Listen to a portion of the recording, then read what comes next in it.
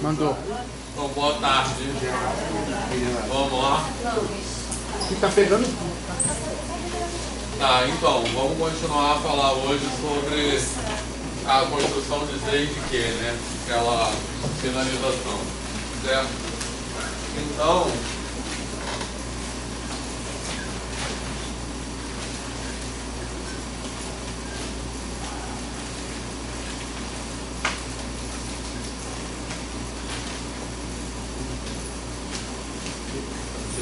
então melhor, né?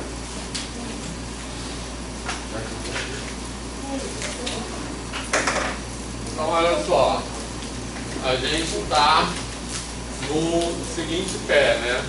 A gente construiu Z, vou usar as bolinhas ainda, só para ressaltar. Beleza? No final da aula passada a gente concluiu aqueles passos da construção de Z como um domínio de integridade ordenada, tranquilo?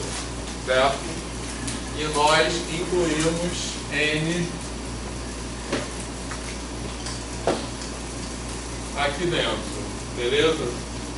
Certo? Com aquele isomorfismo, que deu toda aquela discussão no final. Quer dizer, a gente mostrou que dentro de Z tem que a gente chama de uma cópia isomorfa de N. Tranquilo? Em particular, isso significa que as operações que nós definimos, a estrutura algébrica e a estrutura de ordem, que nós definimos em Z separadamente, elas funcionam exatamente como uma extensão da estrutura algébrica de ordem definida anteriormente em N.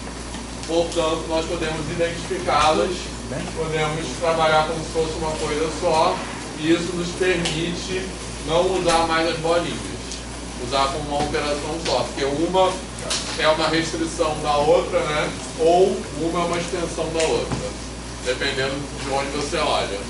Tá tranquilo? Certo? Então, agora, para concluir essa construção, né, o que falta para caracterizar, que até uma pergunta que alguém fez, quando é que esse Z vira aquele Z que a gente conhece?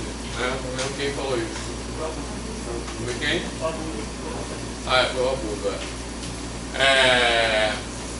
O que falta para concluir isso? Falta o seguinte, né? E para isso, uma coisa importante é o seguinte, a gente está usando, o que é um número inteiro para a gente até agora? Mesmo fazendo essa associação, né, de N, vamos dizer, como um subconjunto, como uma subestrutura, um subanel, né, de Z, subanel não, porque N não é anel, mas uma subestrutura de Z, mesmo fazendo essa identificação, para a gente, o que é um número inteiro? O número inteiro ainda é uma classe de equivalência de pares de números naturais, tranquilo? Certo? Onde A e B são números naturais, beleza? Então, para a gente, um número inteiro é um objeto com essa cara aqui, tranquilo? Certo? O que é um número inteiro? É uma classe que contém todas as subtrações equivalentes a uma subtração dada.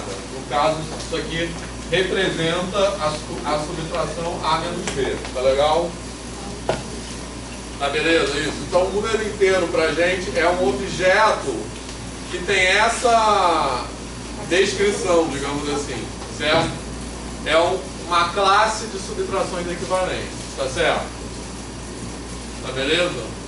Tá? Que é um tipo de objeto, que é uma coisa importante que eu quero discutir hoje, que a gente já começou na aula passada, é um tipo de objeto que tem uma cara muito mais parecida com aquilo que a gente entende como número racional na educação básica do que com aquilo que a gente entende como número inteiro na educação básica. Beleza? Certo? Né? Porque eu estou dizendo que o número inteiro é uma classe de subtrações equivalentes. De um número racional, na educação básica, a gente pensa como uma classe de frações ou de divisões equivalentes entre números inteiros. Concordam? Tá? Só que número inteiro na educação básica a gente não está acostumado a pensar dessa forma. Tá legal? Qual é a forma que a gente está acostumado a pensar com número inteiro na educação básica? É tipo n ou menos n. Tá beleza? Certo? Hã? Um número com sinal na frente. Então exatamente essa que é a questão que eu quero falar agora.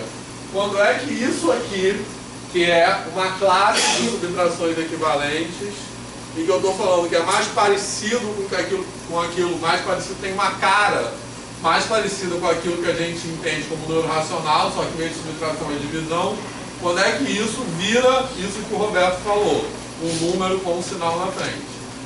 Beleza? Certo? Tranquilo?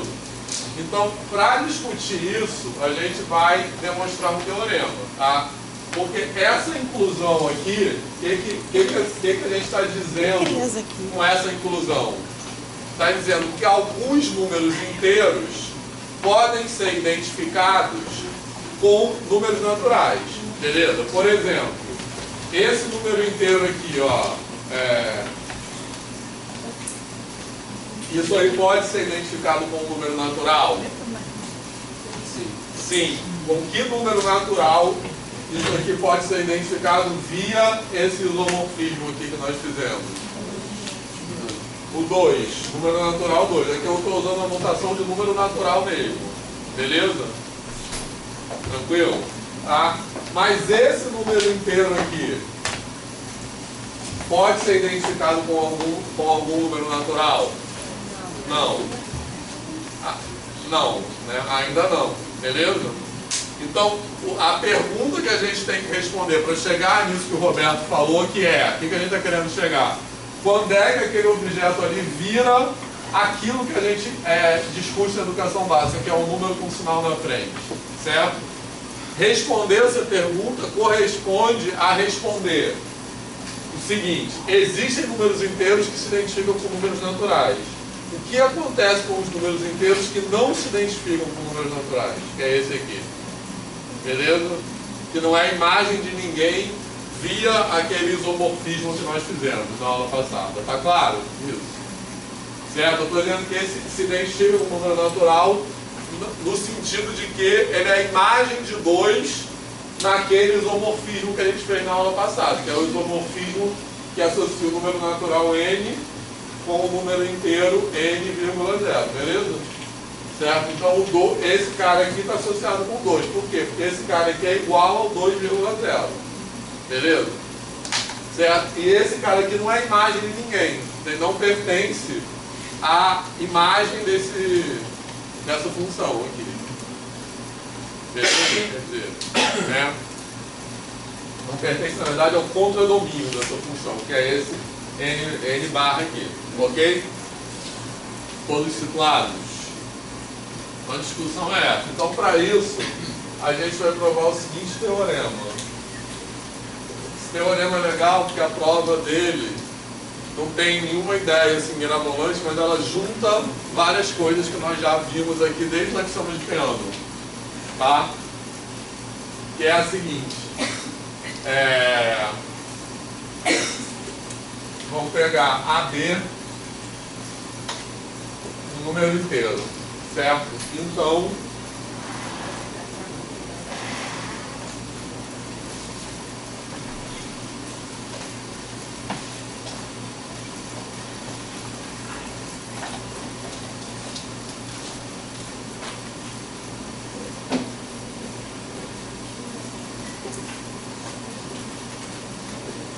vai valer uma e somente uma das seguintes alternativas, tá? Então, ou esse número AB é 0, certo? Tá beleza? Tá? Ou ele se identifica com um número natural, que é aquele caso ali.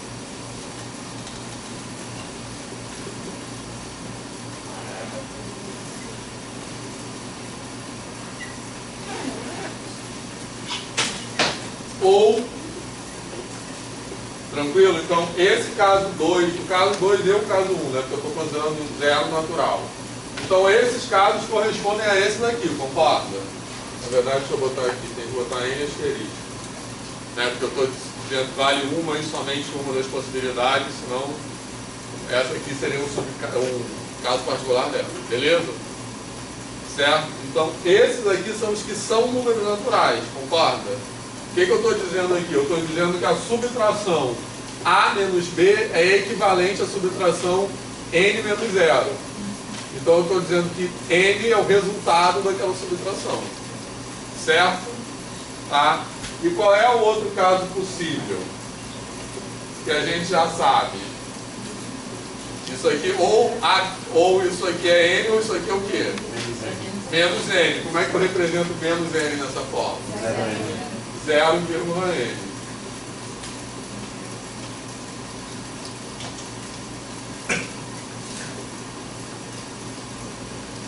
Tá tranquilo? Certo? Então esse teorema aí que a gente vai demonstrar. Tá legal? Beleza?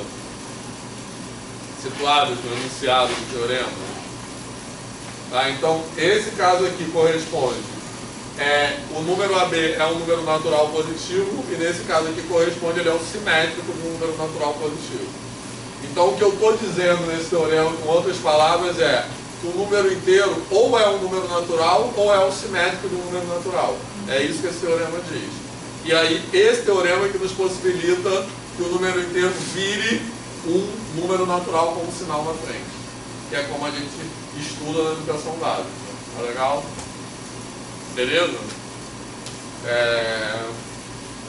Vou apagar. Tá pegando aqui, Johnny? Tá. Tá.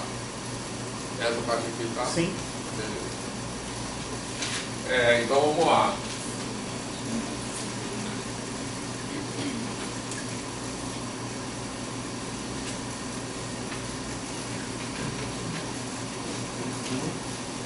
Acho que eu vou fazer lá mesmo aqui para você.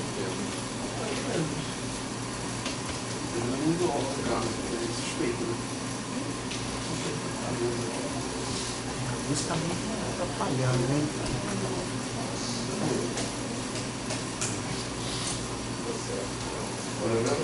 Pode apagar aqui. Está vermelho? Não, tá ok. Pode apagar aqui. Pode tirar no ponto. Não precisa não. Pode apagar. Tá.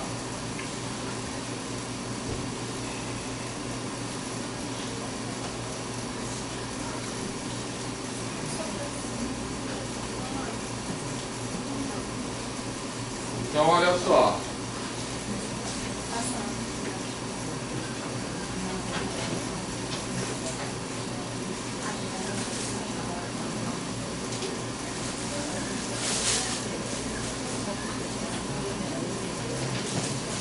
Olha só, então a gente tem que chegar naquelas três possibilidades. Tá tranquilo? Certo?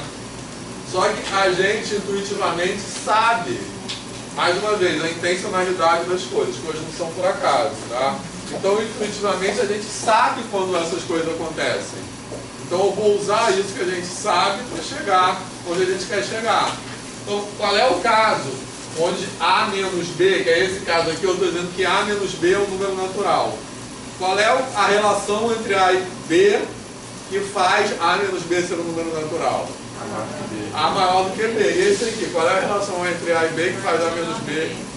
B maior do que A. Beleza? Então, o que determina cada uma dessas situações aqui é se A é igual a B, se A maior do que B, se A menor que B. O que a gente já sabe. Por quê? Por causa da característica da relação de ordem nos números naturais. Que a gente sabe que a relação de ordem dos números...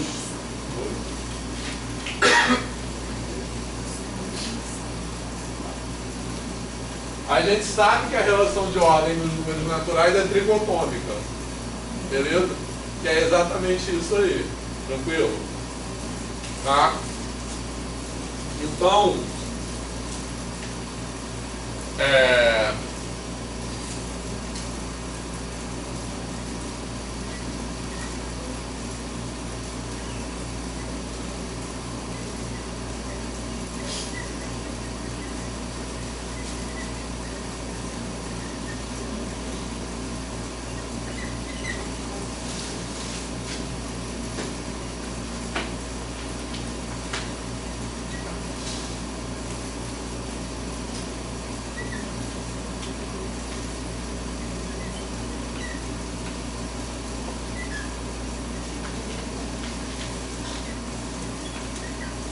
Certo? Beleza? Então a gente sabe, pelo que a gente já estudou da relação de ordens naturais, que quando a gente fez a construção dos números naturais com axiomas de Peano, né, a gente definiu uma relação de ordem que a gente sabe que é trigotômica. Beleza? Né, que vale uma e somente uma dessas três alternativas. Se A e B são dois números naturais, espera aí. Vou escrever aqui para ressaltar isso.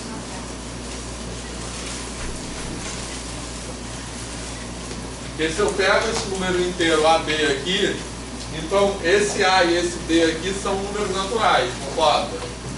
Então pro A e o B, eu já tenho essa relação de ordem, eu já tenho essa característica aí da relação de ordem. Tá legal? Certo? Alguma dúvida? Tá? Então, vale uma e somente uma dessas alternativas. Se vale a primeira, se A igual a B, então eu tenho que o par AB, ele pode ser escrito como AA, concorda? E AA eu já sei que é equivalente a quem? Ao 0, 0. Beleza? Certo? Tranquilo? Agora eu vou chegar nas outras duas. Pode apagar a luz do teorema?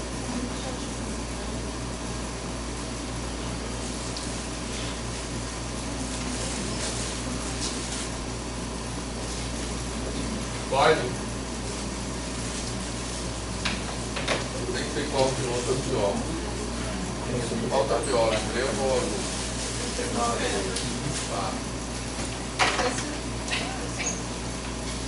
Pode apagar o. Tá. Ficar fazendo assim. Posso apagar então isso aqui? Quem tá tirando foto aqui?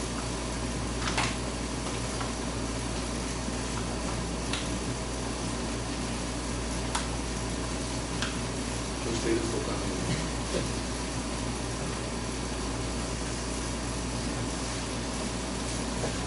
Pode.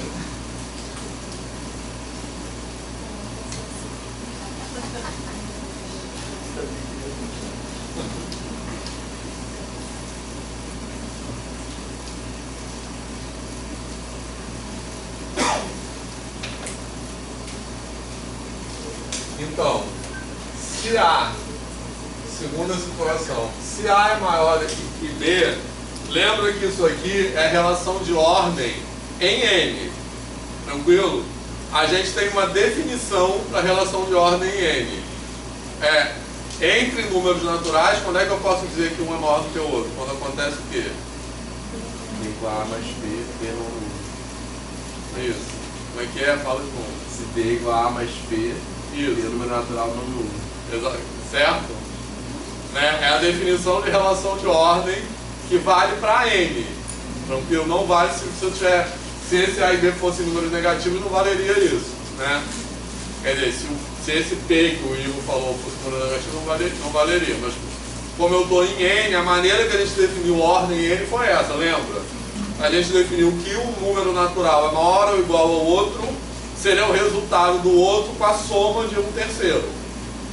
Beleza? Então, nesse caso aqui eu vou dizer que A é menor que B usando essa definição, então eu posso dizer que existe um número natural N pertencente a N asterisco tal que B é igual a A mais N. Então, desculpa. A igual a B mais N, concorda? Certo? Beleza? Né? Isto é, isso aí eu posso pensar como A mais 0 é igual a B mais N. Certo? E isso recai exatamente na definição daquela relação de equivalência que define o número natural. Porque dizer que A mais 0 é igual a B mais N é a mesma coisa dizer que A menos B é igual a N menos 0. Lembra lá no começo, quando a gente começou a construção, essa era a definição da relação de ordens. Então,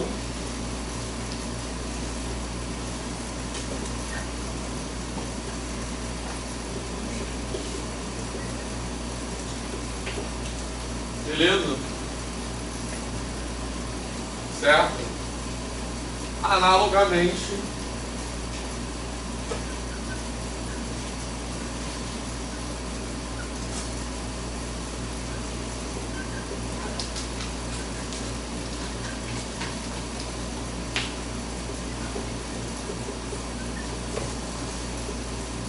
certo? Tá beleza?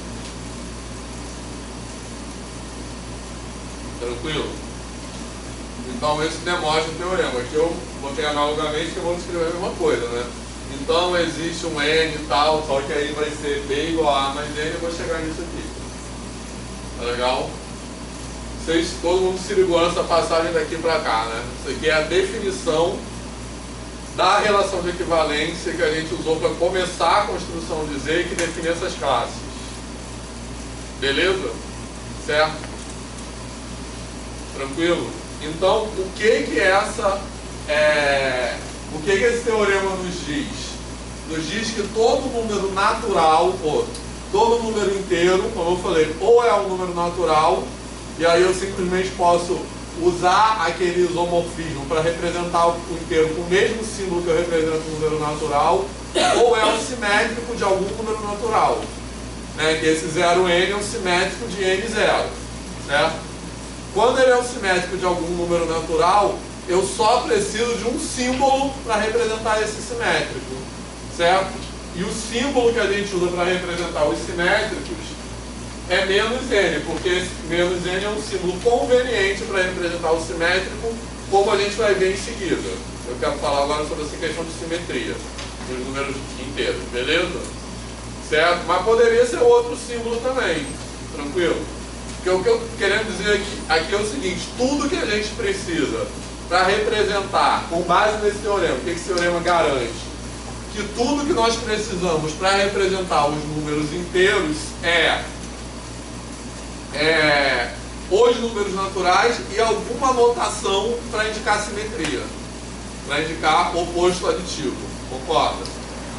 Isso aqui poderia ser assim, né? A gente poderia ter outra notação, poderia representar menos 2 assim, certo? A gente opta por representar menos 2 assim, mas o que importa é que é isso, para representar os inteiros, tudo que eu preciso é um símbolo de simetria, mais nada, beleza? Tá certo? Alguma dúvida? Tá, fala. Quer dizer, entendo que o sinal de menos representa o simétrico. Isso. Mas acho que faria mais sentido se fosse n barra, né? Só tirando o zero lá. Mas se bem que se a gente quer representar também como se fosse uma operação, exatamente, então é isso que eu colocar quero só um símbolo ao invés de juntar com o número, né? Eu acho que é mais fácil. Exatamente, é por isso. Né? Então, justamente isso que a Cecília está falando é o que eu falei, que eu vou falar em seguida. Porque justamente esse símbolo em vez do N barra, por que não é o N barra? Dependendo do N. Porque, Porque aí o N barra depende de a gente mostrar o N, né? isso. Significar alguma coisa, sei lá. Poderia ser o N barra. Só que a gente representando menos N, isso junta com 0 menos N. Entendeu? Porque o menos N é o resultado de 0 menos N. Então fica uma representação mais. Entendeu?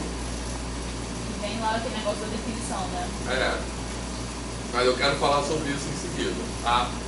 Agora, antes de falar sobre isso, só lembrando que a próxima coisa que a gente vai fazer muito rapidamente, que é análogo a isso aí, é a construção de Q. Beleza? Certo? Esse ponto aqui, quando a gente construir Q, é um ponto importante que diferencia Q de Z. Concorda? Beleza? Por quê? Posso apagar tudo? Isso aí.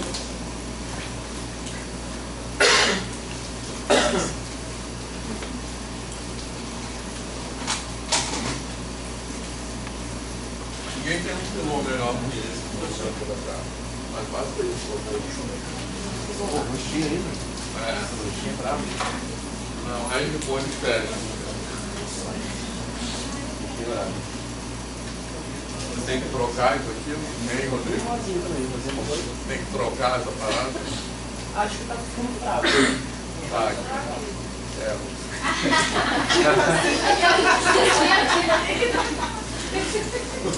Aí já é demais O pra mim. negócio funcionando, né?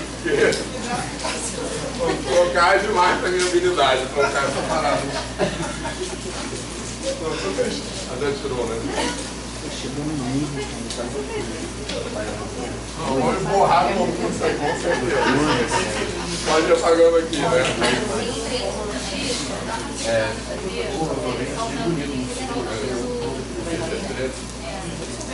No primeiro dia em sala de aula, eu fui trocar com uma caixinha para o meu leitor uma roupa com uma camisa nova. No primeiro dia, Com certeza não aconteceria isso. ficou marcado. Não, mas foi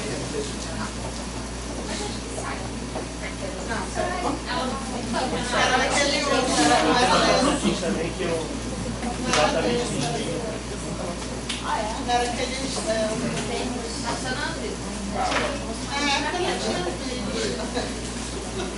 Época não tinha vídeo. Faz eu me entregar.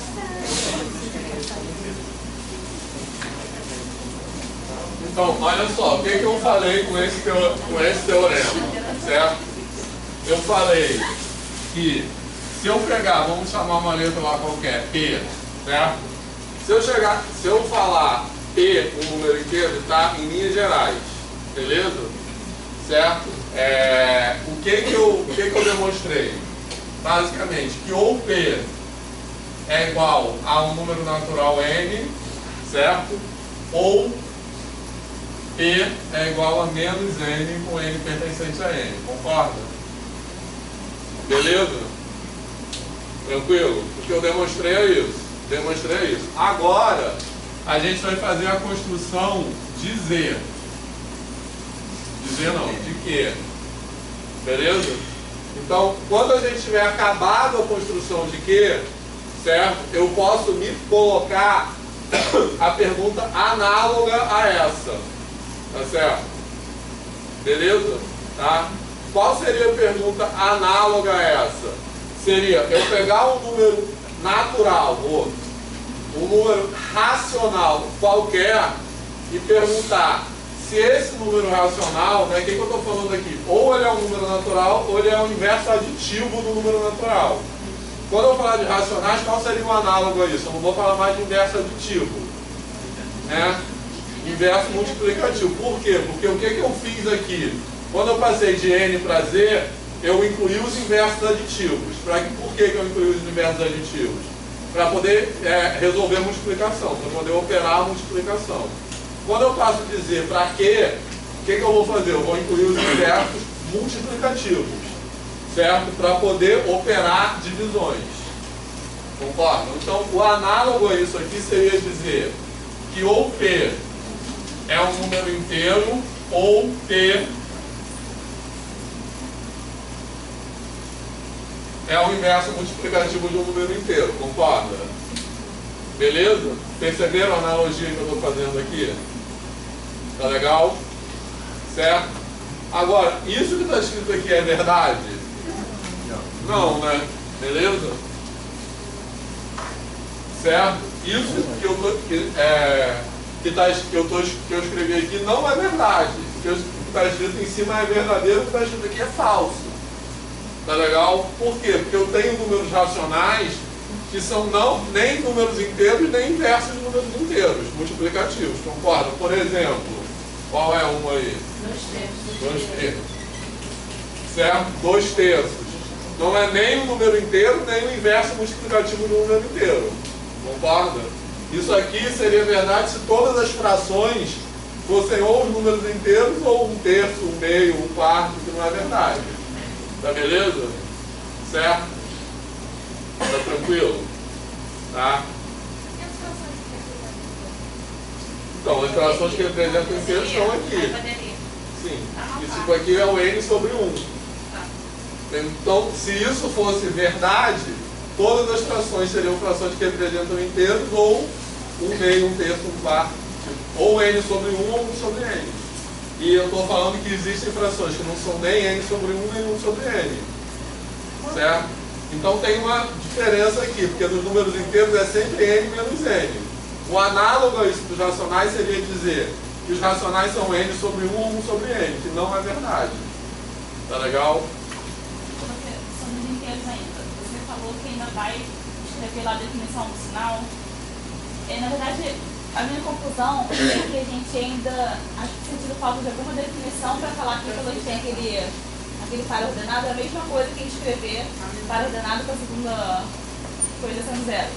É a mesma coisa que escrever só o número natural. Então, isso tá certo, mas isso é uma definição, isso não é um teorema. Sim, sim. Isso, exatamente. Vou falar. Aí deveria ter tido aí, você ainda vai falar alguma coisa assim? Vou. Mas, sim, vou falar. Mas a gente teria que escrever uma definição falando isso. Não seria essa primeira linha? Só isso. É. É isso. Não tem ideia, Teria que escrever essa primeira linha como uma definição, seria isso. Entendeu? Tipo assim, seja um número inteiro qualquer, beleza? Se ele está associado a um número natural, então eu vou usar o próprio número natural para representar. Se ele não está usado, eu vou usar essa notação. Isso. Entendeu? É isso que você está falando. Aham. Sim, formalmente teria que escrever isso. Beleza? Entenderam o que a Cecília está falando?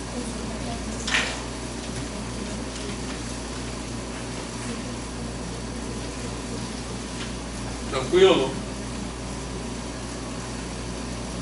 Certo? Então, olha só. Por que isso aqui não acontece? Tá? Uma observação. Se eu fosse tentar imitar a mesma demonstração que eu fiz aqui, como se baseou essa demonstração? No que se baseou essa demonstração? Certo? Essa demonstração se baseou, eu peguei a demonstração dessa situação aqui. Eu peguei um número inteiro AB, certo? Beleza? E eu observei que ou A é igual a B, ou A é maior do que B, ou A é menor do que B. A igual a B equivale ao par AB ser igual a 0, 0. A maior do que B equivale ao par AB ser igual a N0, concorda? E A menor do que B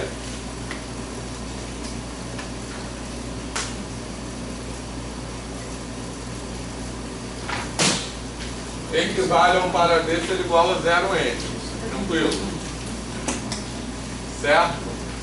Beleza? Se eu fosse tentar pensar numa coisa análoga em que, o que aconteceria? Quando é que eu tenho um par? Agora, esse par aqui é um número racional, tá legal? Quando eu coloco esse par aqui como um número inteiro, eu estou pensando nesse par representando uma subtração, tá legal? Beleza? Certo? Esse par não, essa é classe de equivalência. Agora eu estou escrevendo uma classe de equivalência aqui que não tem o mesmo sentido que essa, tá legal? Eu estou usando a mesma notação, mas tem outro sentido. Certo? Então, qual é o sentido? Esse par aqui, ele representa o quê? Isso aqui, concorda? Uma divisão. Certo? Então, aqui eu estou pegando número natural, número inteiro, como classe de equivalência de subtração e número racional como classe de equivalência de divisão, tá certo? Beleza? Então, qual seria o análogo disso aí? Quando é que eu tenho o par AB, em que situação o par AB poderia ser identificado com um número inteiro Z? Qual teria que ser a relação entre A e B para que a fração AB representasse, na verdade é melhor escrever assim, né? Essa fração AB representasse o quê? N sobre 1, certo? Beleza? A fração AB representasse N sobre 1, ou seja, beleza? Escrevendo dessa forma. Isso aqui para isso aqui, no caso, é simplesmente uma diferença de notação. Tá? É a mesma coisa, estou chamando AB barra para mim é a fração AB, certo? E N1 barra é a fração N sobre 1, tá tranquilo? Certo? Então, uma situação é essa e a outra situação é essa, que eu vou escrever dessa forma. A sobre B seria 1 sobre N, beleza? Só que em vez de 1 sobre N eu estou escrevendo assim, mas é a mesma coisa. É só porque eu estou usando uma notação de classe de equivalência. Mas na construção eu poderia inclusive usar essa notação, estaria formalmente correto, tá? Agora, quando é que essas coisas aqui vão acontecer? Certo? Quando A é o quê? Isso. Quando A é múltiplo de B. Certo? Ou seja, quando B divide A, concorda? Beleza? Então isso aqui vai acontecer, a divisão, né, a fração A por B tem como resultado um número natural, certo? Quando B divide A, ou quando A é múltiplo de B, concorda? E aqui vai acontecer em que situação? Quando A divide B, concorda? Beleza? Então aqui eu vou ter A sobre B, vai ser uma fração 1 sobre N, certo? Quando B é um múltiplo de A. Beleza? Quando eu tiver, por exemplo, 3 nonos, certo? 3 nonos eu posso simplificar para 1/3. Certo? Então eu só vou conseguir chegar numa fração da forma 1 sobre N quando o denominador é um múltiplo do numerador. Concorda? Beleza? Certo? E só vou chegar no número natural quando acontece ao contrário. Numerador, uma fração na forma 9 sobre 3. Tá claro? Certo? Beleza? Agora, o que isso aqui... Eu escrevi meio assimétrico, né? Ter escrito isso antes para ficar uma correspondência mais legal. Beleza. Mas o que isso aqui tem a ver com isso? Certo? Tem a ver o seguinte, lembra que eu falei que a divisibilidade também é uma relação de ordem? Em que sentido que a divisibilidade é uma relação de ordem? Porque ela é uma relação reflexiva, antissimétrica e transitiva. Então, como relação de ordem, o que essa relação de ordem aqui tem que essa aqui não tem? Tricotomia. Isso. Então, essa relação de ordem não é tricotômica, certo? Então, por que quando eu chego nos números inteiros, o que eu estou dizendo aqui é que todo inteiro é ou um natural ou o inverso aditivo de um número natural. Por quê? Porque a construção dos inteiros vem... a gente chega nela através dessa relação de ordem que é uma ordem total. Então, por meio dessa relação de ordem, eu consigo comparar qualquer número natural. Então, isso vai me permitir chegar nesse resultado. Ou eu tenho um número natural, ou simétrico de um número natural. Mas essa relação de ordem aqui não é tricotômica, certo? Beleza? Então, quando eu chegar no número inteiro AB, nem sempre eu tenho como A divisor de B ou B divisor de A. Então, nas situações em que nem A é divisor de B nem B é divisor de A, eu vou chegar às frações que não são nem números inteiros, né, N sobre 1, nem inversos de números inteiros. Tá legal? Lembra que um tempão eu falei que isso aí ia ter a ver com isso? Que eu falei lá, quando a gente falou de relação de ordem, eu falei que ia chegar nisso aqui. Vitor, por que é importante destacar aqui o inverso dos inteiros? Eu percebo a importância de destacar a primeira linha, que os inteiros estão. Isso. Mas qual a importância de destacar que os inversos dos inteiros estão? Em quê? Aí, essa segunda linha, A sobre B igual a 1 sobre N. Isso. Porque eu acho que o terceiro passo vai ser definir uma fração qualquer.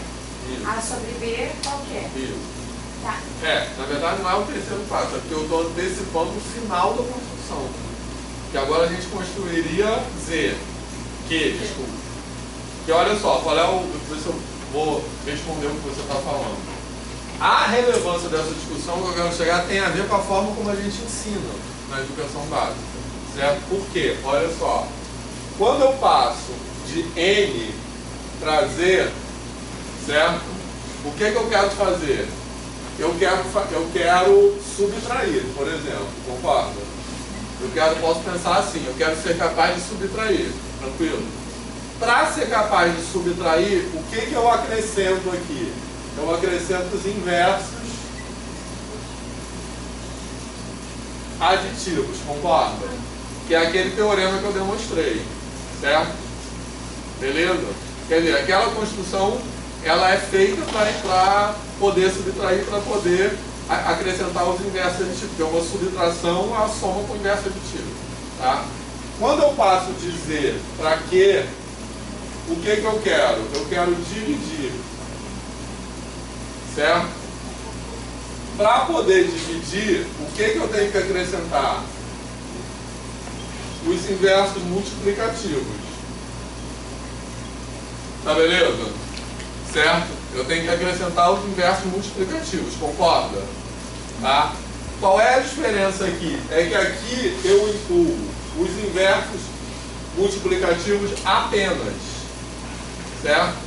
E aqui eu incluo os inversos multiplicativos e infinitos outros elementos. Tá legal? Certo?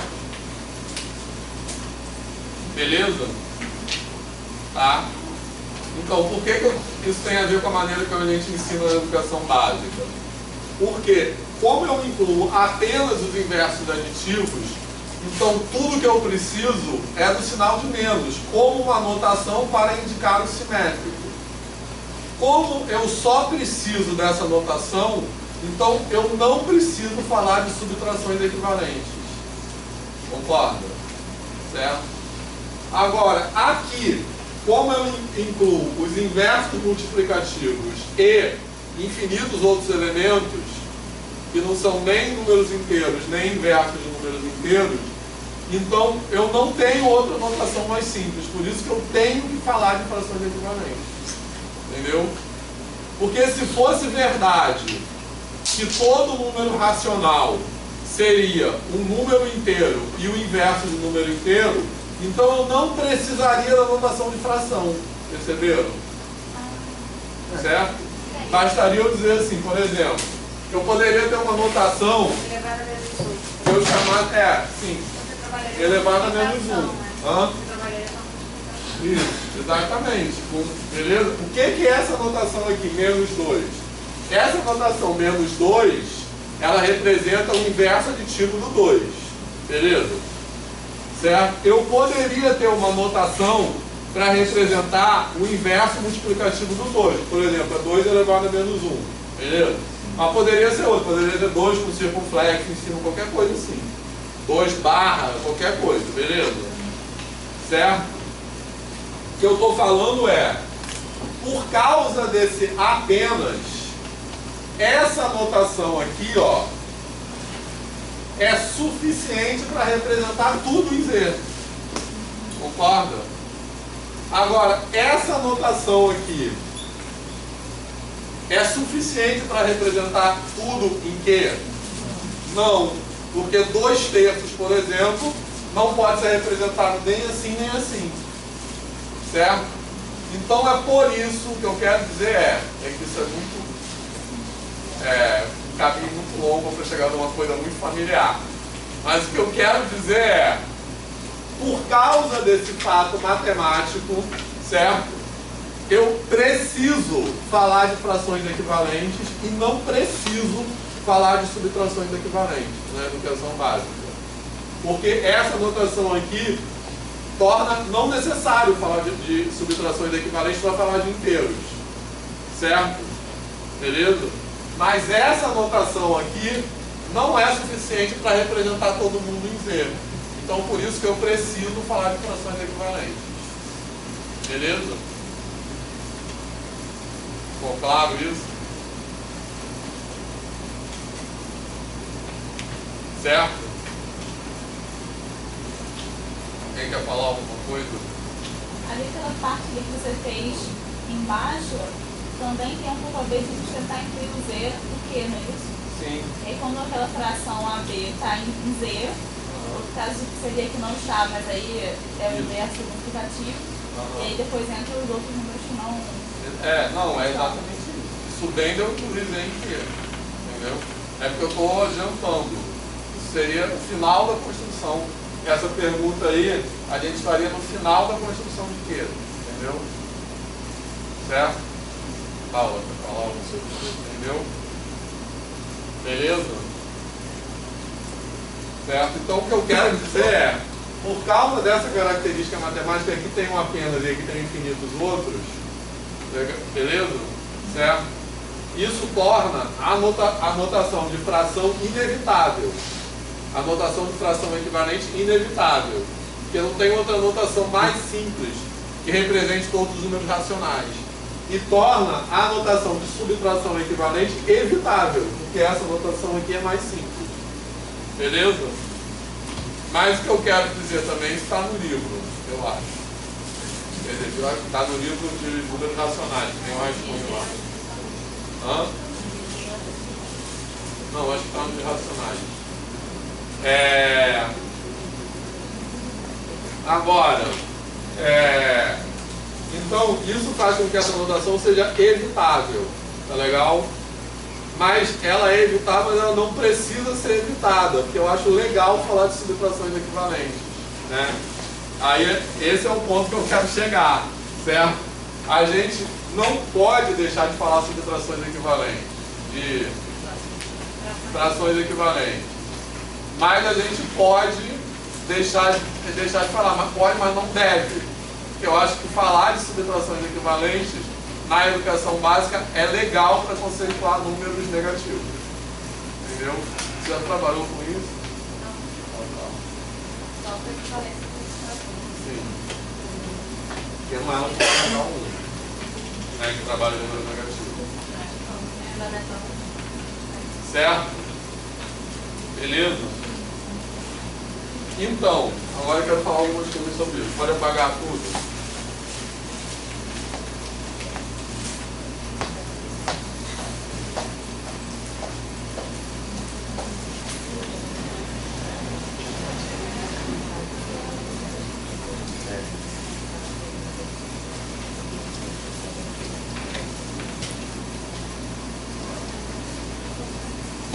Então, olha só. Nesse ponto, tá? A discussão que eu acho importante, que a gente já falou na aula passada, é o seguinte: quando a gente passa de N para Z, certo? Ou não é nem quando passa de N para Z, quando a gente começa a trabalhar com números negativos, a gente tem uma ressignificação do conceito de número que é importante. Tá legal? Certo? Então,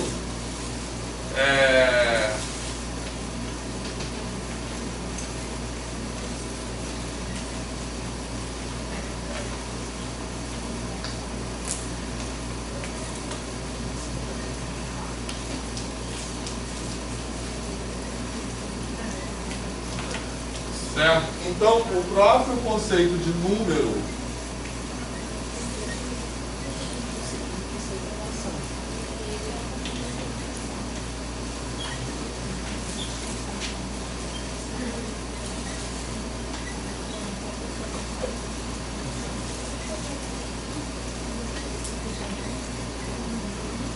certo? O próprio conceito de número, quando a gente trabalha com números negativos, a gente precisa ressignificar esse conceito, né, que antes a gente poderia pensar em número como uma quantidade, e a gente passa a pensar nele como uma quantidade com sinal, né, uma quantidade com orientação.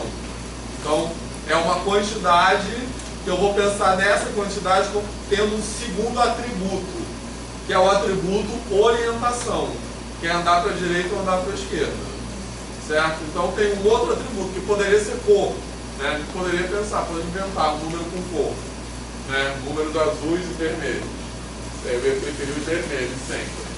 Mas no caso a gente pensa nos números com um outro atributo que é a orientação, né? Andar para um lado ou para o outro, certo? Beleza? E essa ressignificação do conceito de número, ela se relaciona com várias outras ressignificações que são importantes, né? Então, por exemplo, o próprio zero. O zero, quando a gente está, eu estou eu estou usando essa setinha aqui para representar como se fosse assim. Do lado esquerdo é quando eu tenho só números positivos e do lado direito é o que eu tenho que ressignificar quando eu acrescento os números negativos, beleza? Tá claro o que eu estou querendo dizer? Tá? Então, o zero, quando eu estou só com números positivos, eu posso pensar no zero como ausência de quantidade. E quando eu passo para números negativos, eu tenho que pensar no zero como um referencial ou origem. Tá certo? Tá beleza? Tranquilo? Então o zero não é mais ausência de quantidade. Porque se a gente pensa no zero como ausência de quantidade, então como pode haver números menores do que zero? Certo?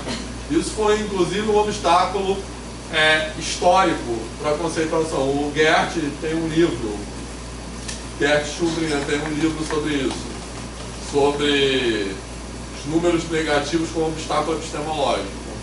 Beleza? Que é um livro. Alguém aqui, quem é da linha de história aqui? Roberto. Tá. Vitor, Bruno, acho que vai falar sobre isso. Quem? O Bruno, aquele veio Ah, é. Ah, é? Tá. Pois é. Isso aqui foi um obstáculo, porque historicamente número sempre foi associado à quantidade, certo? No livro da Tatiana também tem uma parte que fala sobre isso. Mas exatamente isso foi um obstáculo para a gente, para se aceitar na comunidade matemática quantidades negativas como números, né? Vocês sabem que a história é que eles só foram aceitos como números junto com os números complexos, beleza?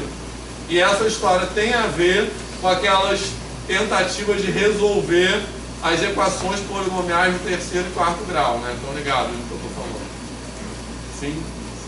Que quando você está resolvendo, que tinha aqueles italianos lá, Cardano, Tartaglia, ficavam resolvendo essas paradas, e quando você está resolvendo a equação do terceiro e do segundo grau, pode acontecer, o que não acontece na equação do segundo grau, né? Pode acontecer de aparecer um número complexo, um número imaginário puro, no meio da resolução, e ele se cancela e leva a uma solução real positiva. Concorda? Certo? Na equação do segundo grau não acontece isso. Quando aparece um número imaginário puro no meio da resolução, ele vai até o final. Porque quando você tem um delta negativo, você vai chegar numa solução não real, né? Beleza? Mas na equação do terceiro e do quarto grau tem aquelas fórmulas gigantescas lá, isso pode acontecer. Então, inicialmente, esses imaginários puros ou negativos, eles eram tratados apenas como símbolos operatórios. Então, a função deles era apenas possibilitar as contas para chegar numa solução real.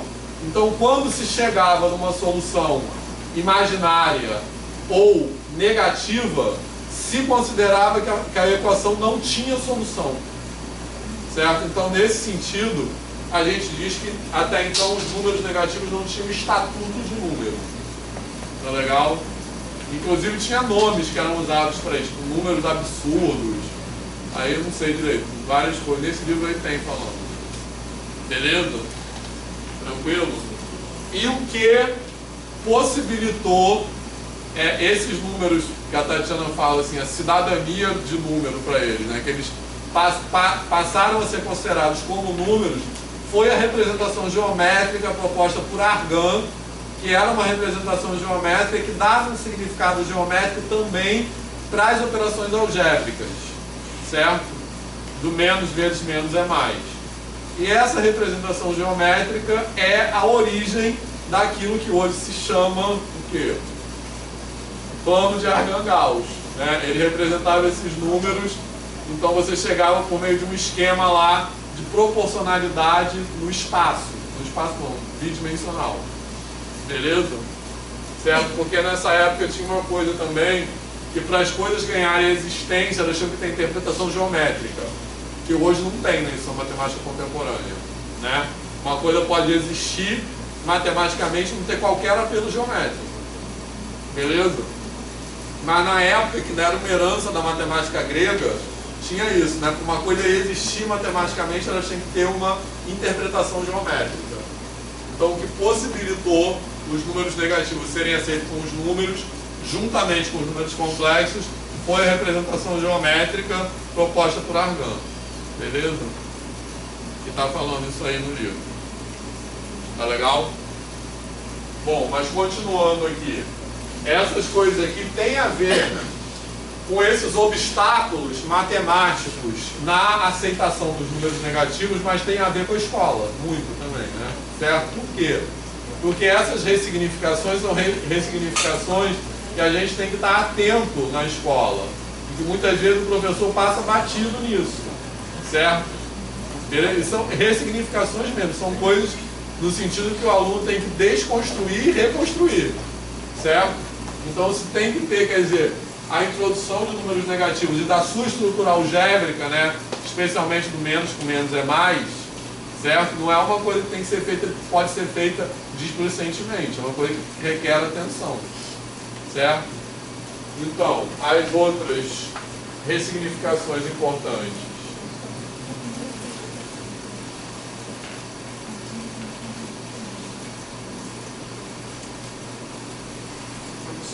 Tá.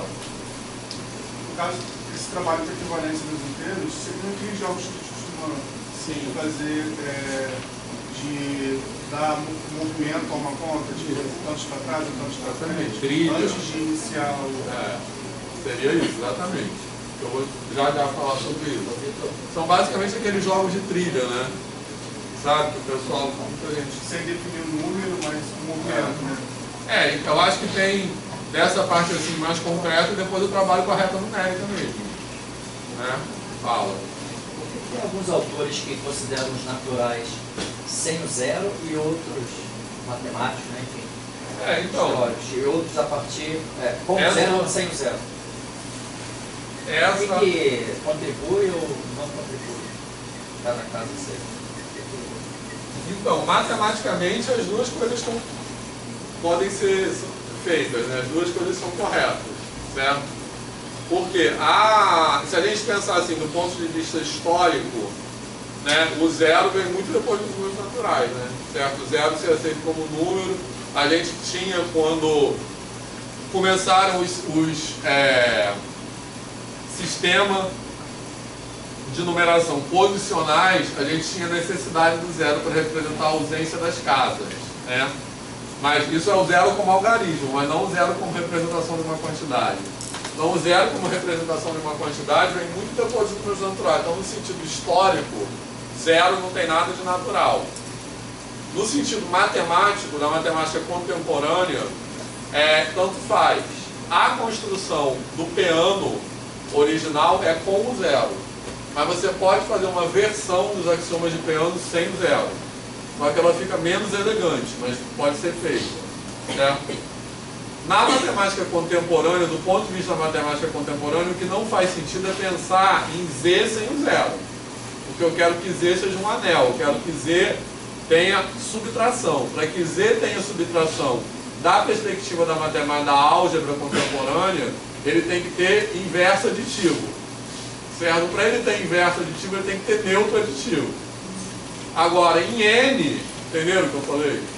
Agora, em N não tem essa necessidade. Então, do ponto de vista da conceituação matemática de número natural, o zero não é uma necessidade na matemática contemporânea. Certo? Agora, do ponto de vista da escola, a matemática da escola não precisa ser fiel nem à matemática formal, nem à história. Certo? Então, o que vocês acham melhor na escola?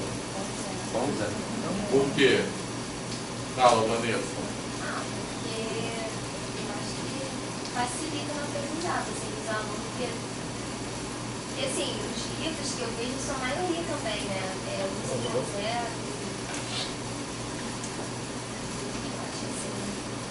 Eu acho que os naturais não representam a quantidade. Então, porque é a ausência de quantidade. Isso. Então, Agora vem para o segundo. alguém quer defender naturais sem o zero na escola? O que eu acho que é importante dessa reflexão, dessa discussão é o seguinte: historicamente não faria muito sentido pensar nos naturais como um zero, certo? Matematicamente tanto faz, beleza? O zero não é prescindível dos naturais.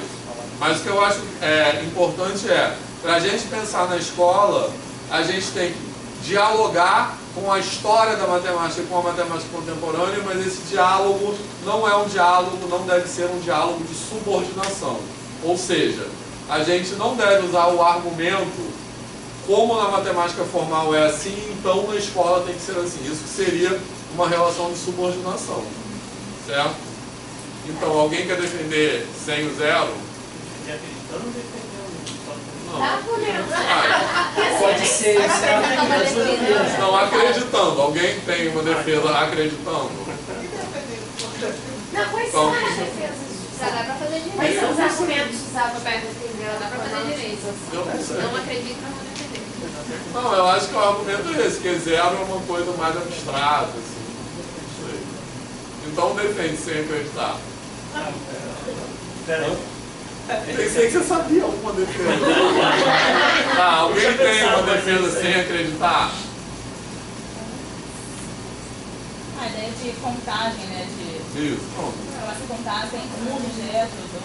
Mas eu acho, não sei. Mas Eu eu acho que acredito, não acredito não.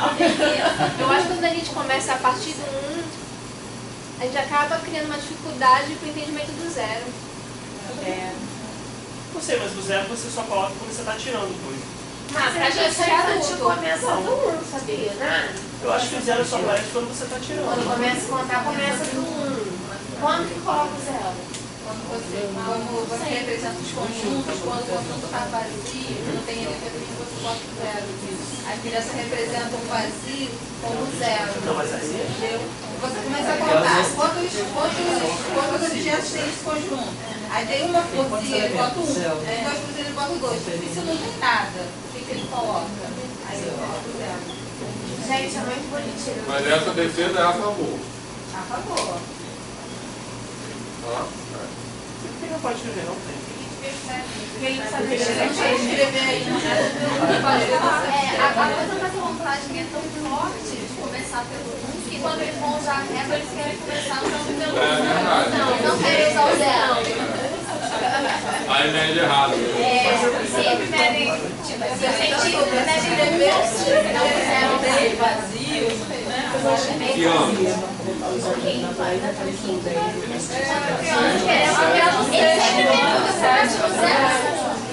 Começa a trabalhar com resto, as coisas não tinham. Mas tu ensina como porém.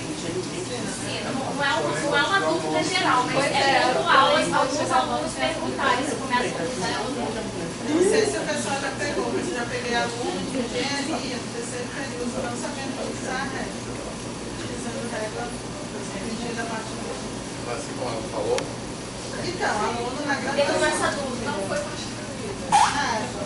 Exatamente. Pois é. Então. Não, então. Sim. A partir dos dois. Exatamente. Os gregos não consideravam. Para os gregos, número, a palavra arístos, né, que a gente traduz aritmos, que a gente traduz para número, era a partir dos dois dos gregos. Porque o 1 era unidade e o número era uma reunião de unidades. Então era só a partir do 2 que era número. Mas então, o que eu acho importante, eu não tenho uma opinião formada. Quem tem que ter uma opinião formada é quem dá aula da educação básica, não sou eu não tenho autoridade. Mas você conhece uma defesa mais... Não, a defesa é essa, da contagem, e tem uma defesa que o zero é uma coisa mais abstrata, mais difícil para não entender do que o 1. Mas o que eu acho que o mais importante dessa discussão, na minha opinião, é aquilo que eu falei. Que a gente tem que pensar na matemática escolar a partir dos seus próprios contextos. Sem perder o diálogo com a matemática acadêmica, com a história da matemática, com as diversas práticas, mas nunca o diálogo de subordinação. Que o outro exemplo disso que já apareceu aqui é chamar ou não subtração de operação. Tem gente que defende. Como na matemática formal subtração não é uma operação, então na escola não tem que ser. Esse tipo de argumento que eu acho que a gente não pode usar. Esse é um argumento de subordinação, entendeu? De autoridade, beleza? O que a gente ganha na escola com isso? Tem que pensar nisso. Essa integração é uma operação, os outros, mas eu só queria aqui, como assim. E a gente escrevia lá assim, Z mais, V, e eu nunca me dei conta que eu tinha o menos e o dividido. Por isso.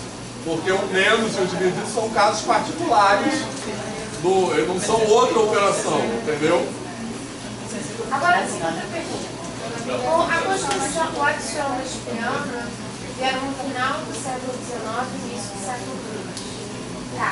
E acho que é 1908 a publicação do adicional espiana. Os complexos, e aí o incidente é bem antes disso. Mas não com essa formalização de classe equivalente. Quando? Isso veio? Não sei, mas depois da adição de piano. Acho que mais ou menos na mesma época. Não sei responder, mas... Porque essa estrutura é a mesma ideia dos adicionais de piano. Eles já usavam, mas foi para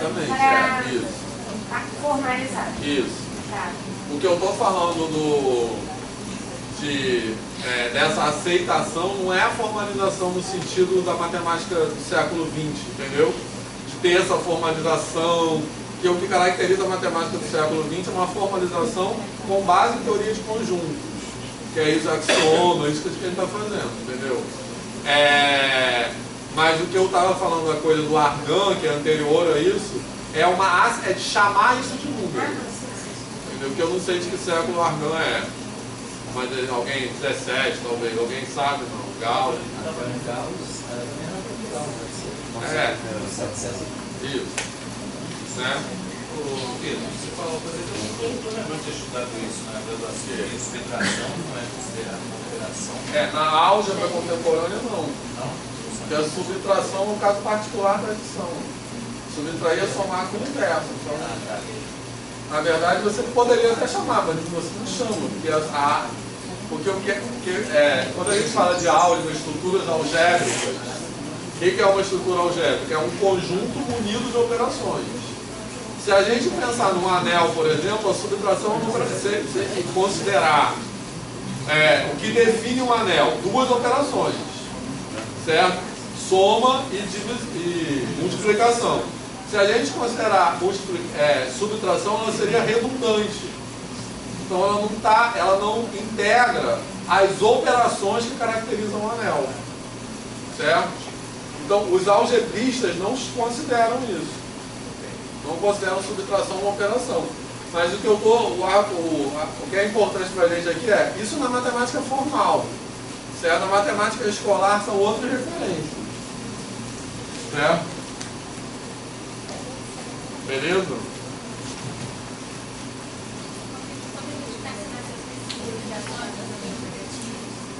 Fico pensando assim, né? Claro, lembrando também do tempo de escola, era bem comum aquela coisa, quando o diminuendo era menor e o subtraindo, era passava batida, não, essa operação não dá. Quando a criança está na primeira, quarta série, né? Primeiro ao quinto agora. E aí a descoberta dos números negativos, né? Ela ensinou, então. Agora dá. Agora dá, antes não dava, agora dá. Então assim. E acho que esse não dá tem uma coisa, uma atitude docente que a gente faz muito, que é aquela atitude que é assim, cala a boca, menino, você vai ver isso depois. Isso não dá. Só não dá. Não dá, então. Era isso, não dava. Não dá pra fazer essa subtração. E aí assim, eu não sei se é o que eu tento fazer com os alunos no quinto, até porque os alunos no quarto e no quinto já começam a ter uma ideia de que é possível, né? Ter um resultado. Até porque no mundo hoje as crianças veem números negativos. Então, o que eu tento dizer para eles é que aquela subtração está dando resultado, mas não tendo números naturais. E aí eles, ok, vamos embora. Eles sabem que é possível, mas que não vai dar um resultado. Isso eu acho que é um exemplo, todo mundo ouviu, que ela falou, acho que é bem importante isso. Isso que a Karen está exemplificando, eu acho que é um exemplo daquilo que se chama em aplicação matemática, Débora Moll, alguns autores chamam, de conhecimento de conteúdo no horizonte. Certo? Já ouviram falar nisso? Tem uma controvérsia aí na tradução, que em inglês é Horizon Content Knowledge, seria do horizonte ou de horizonte, sei lá. Mas basicamente a ideia é o seguinte, e aí tem o conhecimento de horizonte que chamam de vertical e horizontal. No caso desse aí seria o vertical, porque seria uma ideia assim, você ensinar uma coisa de uma determinada forma que leva em consideração o que aquela criança vai aprender no futuro, meio que prepara. Não leva em consideração só aquele momento, porque se fosse aquele momento poderia ser não dá. Entendeu? Então, não dá. O conhecimento de horizonte é você ensinar de uma forma que deixa aberto para o que já vem depois, né? E o horizontal seria tipo assim, com outras coisas que estão outras áreas da própria matemática ou de outras disciplinas também, entendeu? Então, aí, assim, tudo bem que tem os números negativos, né? Mas assim, eu trabalho há 6 anos com a EJA e, assim, é recorrente. Aí quando eu pergunto para eles, né, no iníciozinho, qual o menor número que vocês conhecem? 0. Pois é. Então, acho que eles têm isso, né? Para eles o número negativo não é um número. E aí o que você faz? Aí eu falo, não, então agora a gente vai estudar um conjunto que vocês vão ver que o 0 não é o menor número. Aí eu falo, vocês já viram números negativos? Onde na casa de vocês podem observar números negativos? E aí o que eles falam? Aí eles, professora, não sei. Aí, então tá bom. Quando vocês veem número negativo? Geralmente... Isso é EJA no município? Então é EJA fundamental. Isso. Aí a gente fala temperatura. Eu falei, então tá. Então, desde que a gente observa temperaturas muito baixas, aí eu começo a abrir tipo, é engraçado, ele já viu zero.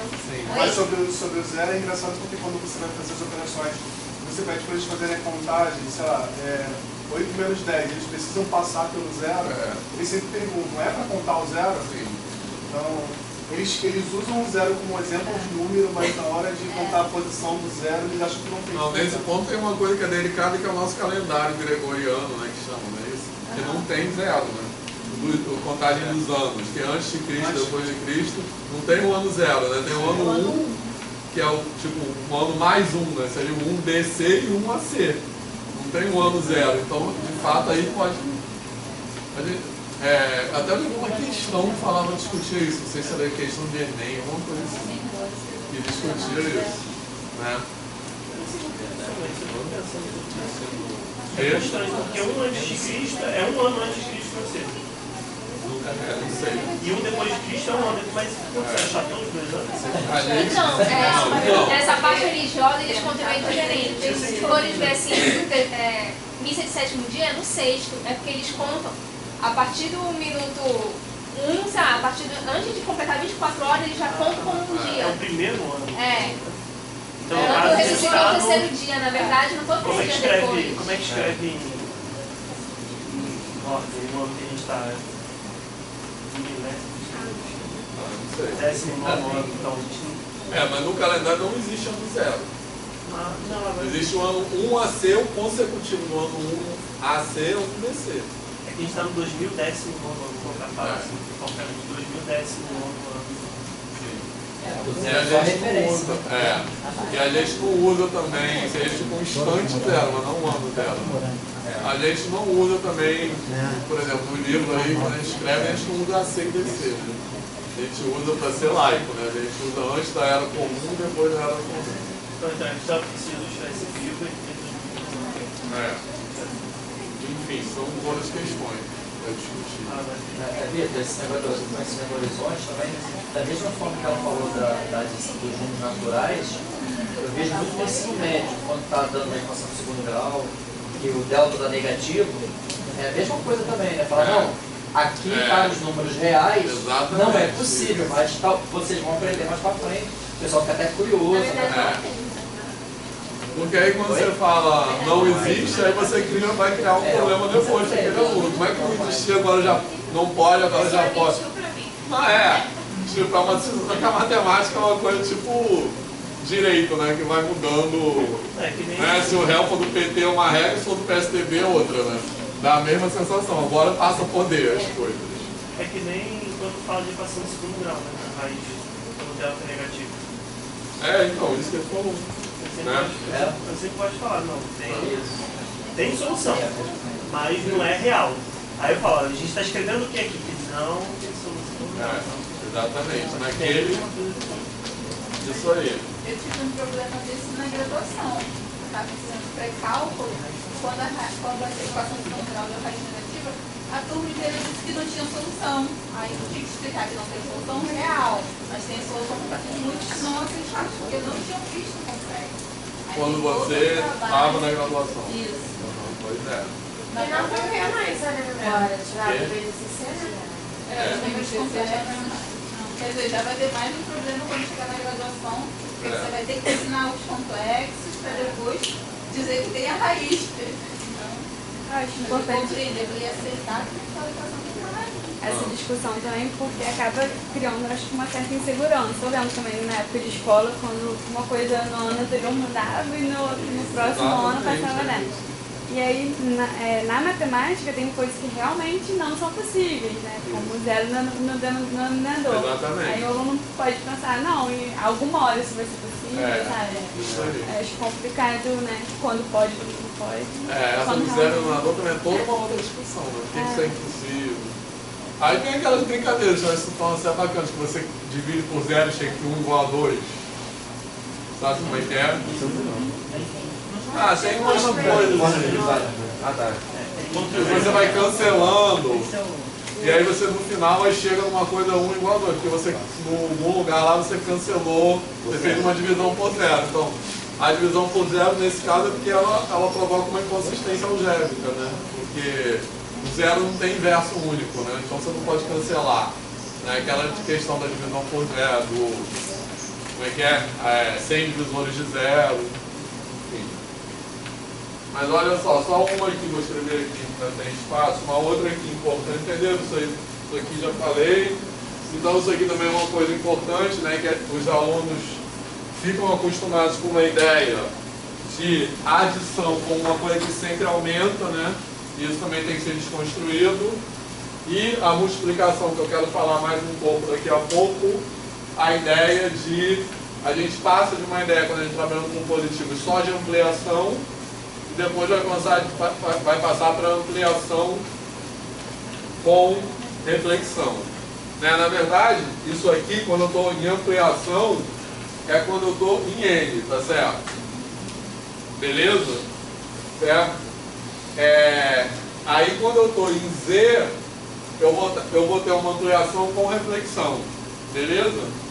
Depois, quando eu passo para Q, eu tenho que desconstruir a ideia de ampliação também. Certo? Porque eu posso reduzir. Então, quando eu passo para Q, eu vou passar para uma ideia de ampliação ou redução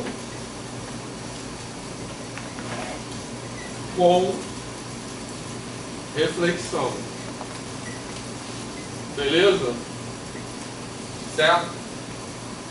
Bom, mas antes disso, quero voltar já a falar sobre isso. Uma outra aqui que é importante, faz mais sentido falar antes dessa, é do sinal de menos, né? O sinal de menos, ele também passa por uma ressignificação importante. Porque quando a gente está em N, quando a gente está só com números positivos, o sinal de menos tem um sentido apenas de subtração, concorda? Quando eu estou em N, o único contexto, o único lugar que o sinal de menos aparece é quando ele está indicando uma subtração. Beleza? Certo? Quando eu passo para números negativos, ele passa a ter 3 significados. Ele pode indicar uma subtração, certo? Ele pode ser um indicador de número negativo e ele pode ser um indicador de simetria, concorda? Beleza? O que eu quero dizer com isso? Porque, por exemplo, eu escrevo assim, 3 menos 2. Aqui, o sinal de menos tem um significado de subtração, concorda? Beleza? Quando eu escrevo menos 2, né, isso aqui nunca vai aparecer quando eu estou em N. Por isso que eu estou falando, quando eu passo N para Z, ele ganha outros dois significados. Mas quando eu escrevo menos 2, esse menos 2 ele pode e deve ser interpretado tanto quanto número negativo quanto como simetria. Ele que eu digo é o sinal de menos, tá? Certo? Qual é o papel do sinal de menos? Aqui eu posso pensar nele. Tanto que ele está querendo dizer que o número que está representado ali é um número negativo, quanto eu posso dizer que ele representa o simétrico do 2.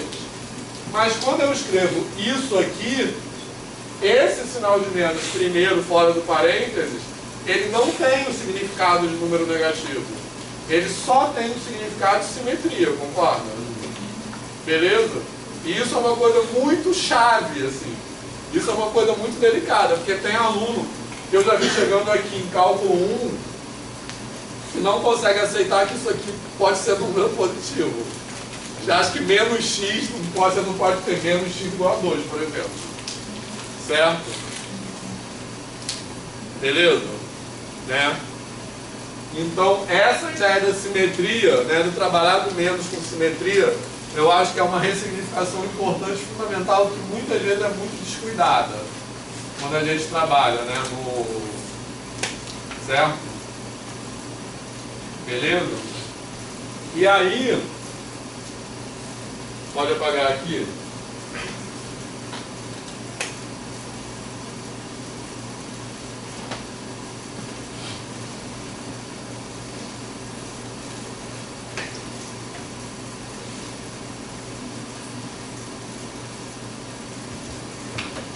Esse significado de simetria, né, ele é importante para dar significado à multiplicação também, beleza? Porque primeiro, a gente, a partir dessa ideia de simetria, a gente começa dando um significado por que esse menos 2 é mais 2, tá certo? Né? Então, o que significa nos números inteiros, aí tem a simetria, é importante ser um trabalho junto com o desenho da reta, né? Numérica ou numerada, sei lá. O que significa colocar o menos na frente de um número? Significa refleti-lo em torno do zero. Então, se a gente está no 2 e coloca o menos no 2, a gente vai para o menos 2. Certo? Se a gente está no menos 2 e coloca um menos na frente do menos 2, o que a gente vai fazer? A gente está refletindo ele em torno do zero. Então, a gente vai voltar no mais 2. Tá certo? Beleza? Tá? E aí, a partir desse significado de simetria, a gente pode trabalhar a multiplicação também. Porque o que é multiplicar por 2? Multiplicar por 2 é dobrar de tamanho. Certo? E o que é multiplicar por menos 2? Multiplicar por menos 2 é dobrar de tamanho e refletir. Certo? Então, se eu pego menos 3 multiplico por menos 2, aqui a ação geométrica, isso corresponde. A ação geométrica que isso corresponde é pegar esse segmento orientado, que eu vou botar aqui, certo? Esse segmento orientado menos 3, dobrar ele de tamanho, então ele vai parar aqui, e depois refleti-lo, ele vai parar aqui. Beleza? Então, eu acho que essa é a ideia bacana para dar significado a essa operação de menos com menos. Entenderam o que eu falei? Aí você está trocando, você está primeiro multiplicando por 2, depois aplicando a simetria. Isso aqui, na verdade, é uma definição, né? Eu estou definindo multiplicação dessa forma, certo? Então, eu estou dizendo, multiplicar por menos 2 significa multiplicar por 2 e dobrar e inverter a orientação, entendeu? E eu estou defendendo porque isso é matematicamente, isso é uma definição, não tem como fugir disso. Agora, é uma definição que é feita daquela forma. Lembra que a gente, quando lá estava falando de anel, eu demonstrei para vocês que essa regra dos sinais vale em qualquer anel? Então, em qualquer anel, vale menos com menos é mais, certo?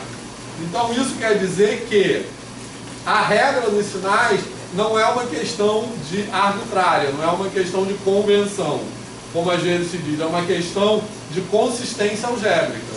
É uma questão assim, se eu quero ter um anel, o que é um anel? Uma estrutura com inverso aditivo, no qual valem aquelas propriedades básicas, né?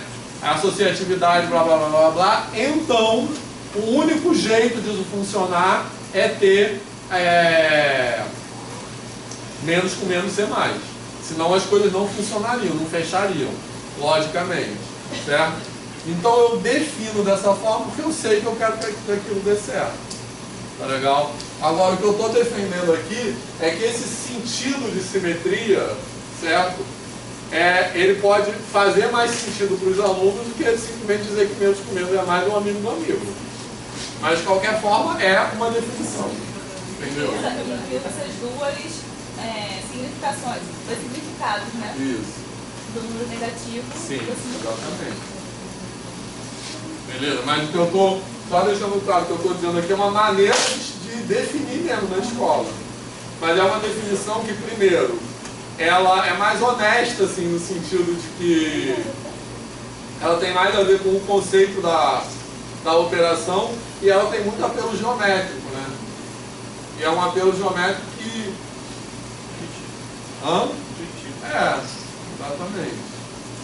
E vem da ideia de simétrico, né? Simétrico como inverso aditivo. Entendeu? A minha defesa é com base nisso. Mas é uma definição, uma maneira de você introduzir aquilo para o aluno, dar sentido para aquilo para o aluno. Beleza? Alguém já trabalhou assim? Roberto? Deu certo? Só entendeu. Faz sentido. Aí depois ele até faz um abusozinho, né? Com os alunos. Eles começam a perceber que eles podem fazer a operação ignorando os sinais, né? E depois só pensar na quantidade de sinais que tem e onde que vai parar a operação. Exatamente. Né? Que aí quando eu penso na quantidade de sinais que tem onde você vai parar, eu estou fazendo aquilo ali, estou simétrico de simétrico. Eu viro para um lado, viro. Então tudo depende da paridade de vezes que eu estou. Fala. Não sei, me confundo.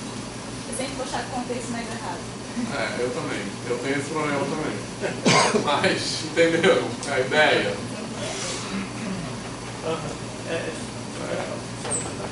Ninguém mais nunca tentou, fez isso?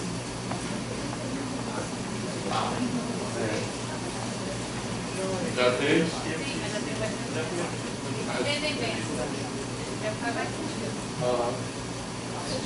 Mas tem tempo que não tem nada aula fundamental? Mas no fundamental 2 você fez isso. E deu certo. Mas depois, obviamente, decora a fórmula, né?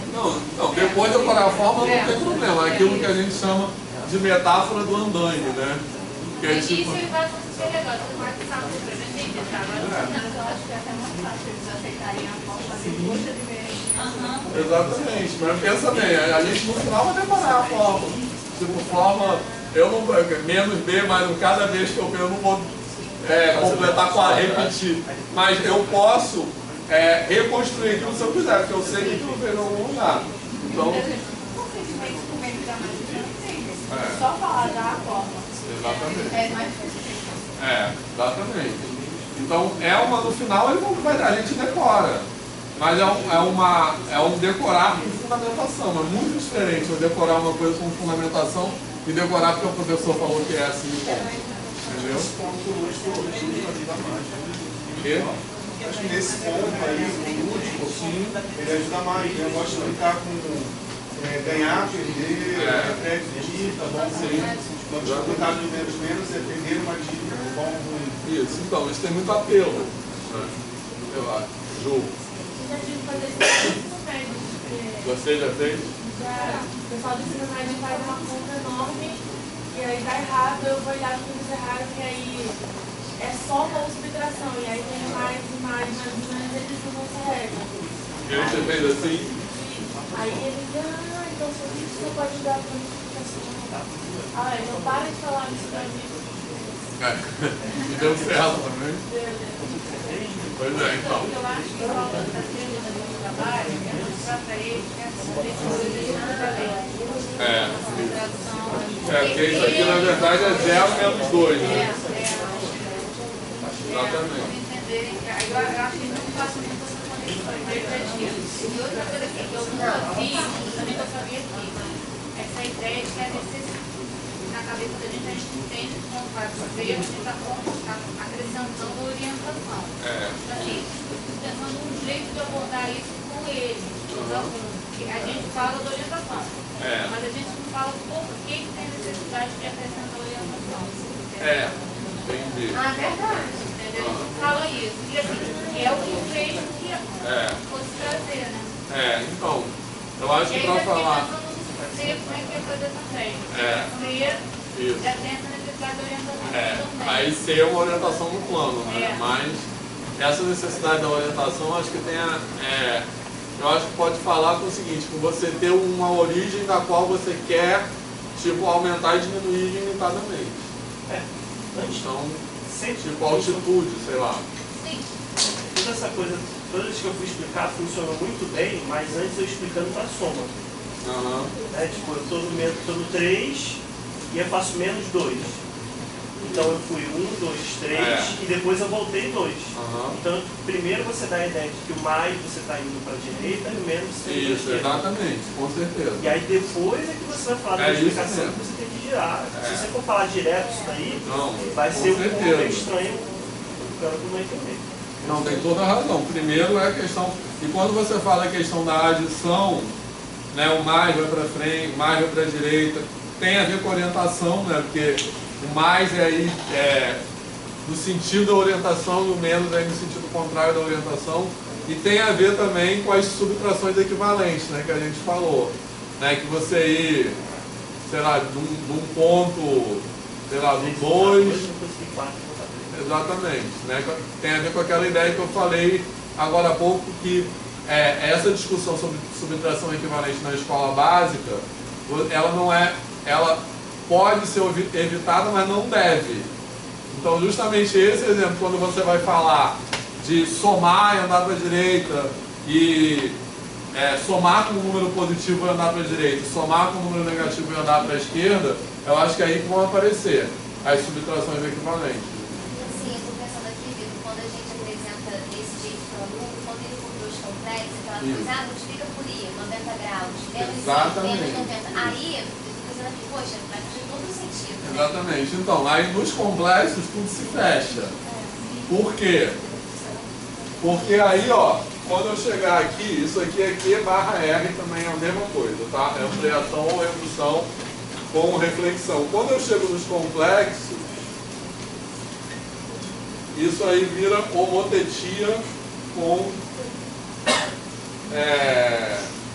rotação. Tá certo? Beleza? Que é o que a Vanessa está falando. Por que é homotetia com rotação? Homotetia, o que é? Uma ampliação ou redução no plano, concorda? Beleza? Então, o que é multiplicar por um número complexo? Nesse sentido que eu estou falando, multiplicar por um número complexo é multiplicar pelo módulo desse número e rotacionar de acordo com o argumento daquele número. Então, nesse sentido, o que é, se a gente está em C, o que é multiplicar por I? Multiplicar por I é rodar de 90 graus. Beleza? Certo? O que é multiplicar por 1? Por menos 1, desculpa. Multiplicar por menos 1 é rodar de 180 graus. Que é I duas vezes. Né? Aí, beleza? Certo? Exatamente. Então a potência, né, a potenciação, ela é uma composição de rotações dos complexos. Exatamente. E aí tem aquele negócio da raiz de número complexo, né? Que você faz a raiz enésima da unidade, né? Como é que você faz a raiz enésima da unidade nos complexos? Você subdivide o círculo. Subdivide não, você. Sei lá qual é o termo. Divide o ângulo em N partes. Né? O círculo unitário, você faz aquelas coisas de nome, isso, não tem? Tá, enfim. Entenderam o que eu estou falando? Não. Certo? Porque isso você está fazendo, você está, tipo, desfazendo uma rotação, né? Digamos assim. Beleza? Tá? Então, quando eu estou aqui, eu penso na multiplicação por menos 1 como uma reflexão. Mas uma reflexão nada mais é que uma rotação de 180 graus. Certo? Então, isso aqui também é um exemplo de conhecimento matemático no horizonte. Porque você está apresentando o negócio de uma maneira que vai se desdobrar em outras. Beleza? Essa hipótese complexa é muito bacana. Né? Certo? Multiplicar por menos 1 é rodar de 180 graus, que é rodar de 90, depois rodar de 90 de novo. Beleza? Tá claro? E última observação. É uma discussão que a partir da BNCC a gente não vai poder fazer. Porque se tirou os complexos, quando chegar lá no ensino médio, alguém perguntar, ele não vai ter a noção do que é um complexo, você também não vai ensinar para ele. Exatamente. Só vai aprender quem entrar para a graduação em matemática. Porque se for para letras, outras áreas, então, mais um motivo para desobedecer a BNCC. Ele não sabe dizer. Ela só é uma diretriz. A BNCC não, até o colégio tem um mínimo que é obrigatório. Agora, pode além, mas tem que obedecer. Tem que obedecer. Então, eu acho que nem que tem que obedecer. Se a gente for estudar a teoria de currículo, né, assim, minimamente eles destroem em 2 segundos qualquer diretriz curricular nacional, né, com muitos argumentos. Certo? Então, um argumento que eu acho que é assim, que a questão não é se tem números complexos ou não. A questão não é o que, é o como. Então, se você vai propiciar, se você vai dar número complexo para dar aquela besteira que as pessoas dão, né, de fórmula, não sei de quê, é melhor não ter mesmo, é melhor não ter do que ter. Né? Tipo, determinante, tem que ter determinante ou não. Você vai dar determinante para dar uma fórmula e mandar os alunos ficar fazendo conta, é melhor não ter do que ter. Mas você vai dar para tirar alguma coisa criativa dali, então pode ter, entendeu? Não, e umas coisas assim, eles colocam pensamento computacional e tira a matriz. E sabe essa história de pensamento computacional? Da onde vem isso, né? Isso é uma pressão política da Associação Brasileira de Computação. Então é ridículo, é tudo assim, entendeu? Não estou falando que não é legal ter, não, entendeu? Mas é que isso não tem nada de que é melhor para os alunos. É melhor continuar com matriz. Pois não sei o que é melhor, depende de como você trabalha. Ainda mais com o Enem, que é um método de entrada, né? A maioria das universidades é algo que é nacional. Então vamos tentar seguir isso daí para todo mundo. Tá tudo ligado, né? Sim, exatamente. Sendo que cada região tem suas particularidades. Exatamente, isso aí. Isso é outra questão. Né? Por exemplo, na minha região é importante a gente ver estudos amazônicos porque faz total sentido pra gente. Aí será que lá vão diminuir isso? Para poder encaixar a BNCC? Então, isso é uma questão gravíssima. Onde é que culturalmente a BNCC é referenciada? Ela será referenciada no sul e sudeste, com certeza, entendeu? Então isso vai fortalecer aquela coisa no Brasil de ver o norte e o nordeste como uma coisa exótica, como uma coisa... E quem falando isso, cara, que é exótica? Exatamente, você vê... exatamente isso. Então, mais uma vez, o currículo nacional ele fortalece essa visão, como se essa visão que tem que o Brasil é o sul e o sudeste, né? Tipo, a referência de Brasil é aquilo, né? O norte e o nordeste é uma coisa... Mas assim, eu acho que a gente fala muito da BNCC, mas a gente tem que falar mais, assim, do meu ponto de vista, dos currículos que estão sendo construídos nos estados a partir da BNCC. Porque daí, por exemplo, eu sei que você é do Pará, né? Eu sei que no Pará tem uma mobilização mais diferenciada do que em outros estados. Eu acho que esse é o mais importante, porque é esse que vai para as salas de aula. São os currículos que estão sendo construídos a partir da BNCC. Por exemplo, do Rio de Janeiro é o único que ainda não foi, porque tem um posicionamento mais forte, né? Mais É o único que ainda não está nem, acho que não está nem no conselho. Ah, é? É o único do Brasil, o restante todo mundo já foi. O último que faltava para o Rio era o Amazonas e hoje foi. Mas eu acho que é mais importante a discutir, é do currículo. E aí, o que os estados fizeram para isso? Vai estar na sala de aula. Então, mas olha só, só mais uma observação com relação a isso aqui, eu quero falar muito rápido sobre a definição de quê, tá? Mas é muito rápido mesmo. Mas só uma observação sobre isso aqui, que é o seguinte, com relação à orientação, certo? Uma coisa que eu também não curto muito, que algumas vezes eu vejo escrito essa reta numérica aqui com uma representação assim, ó. Uma setinha dos dois lados. Essa representação setinha dos dois lados, a intenção dela, eu acho que é representar que continua, né? Que é infinito. Mas eu acho que isso confunde, porque o papel dessa setinha, inclusive quando a gente passa para o R2 e para o R3, é representar uma orientação. Os eixos no R2 e no R3 são orientados, né? Certo? Então, é representar que tem uma orientação que é daqui para cá. Então, você representar aqui, você fazer essa parada aqui, acho que atrapalha até o aluno entender que ela para quem é maior, menos 2 ou menos 3. Certo? Que tem uma coisa, quem é maior é quem está mais longe do zero, né? Mas quem está maior é onde você passa primeiro ou depois, de acordo com você seguir a ordem. Beleza? Então, essa representação aqui, essa setinha aqui, eu acho que reforça aquela visão de que menos 3 é maior do que menos 2. Entendeu? Então, eu acho que essa coisa da orientação que eu estou defendendo aqui o tempo todo, que ela é chave quando a gente ressignifica dos números positivos dos números negativos, geometricamente essa setinha aqui, ela tem o papel de representar isso. Beleza? Certo? Então acho ruim quando tem essa outra representação, quando tem essa setinha dupla. Acho que confunde isso. Certo? Bom, agora, só muito rápido, pode apagar tudo? A divisão também dá para pensar assim, né? Sim, aí a divisão vem tudo daí, né? Só que é o contrário.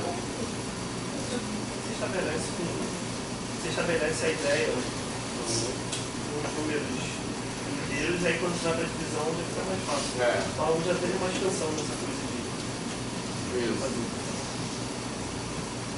Pode apagar tudo?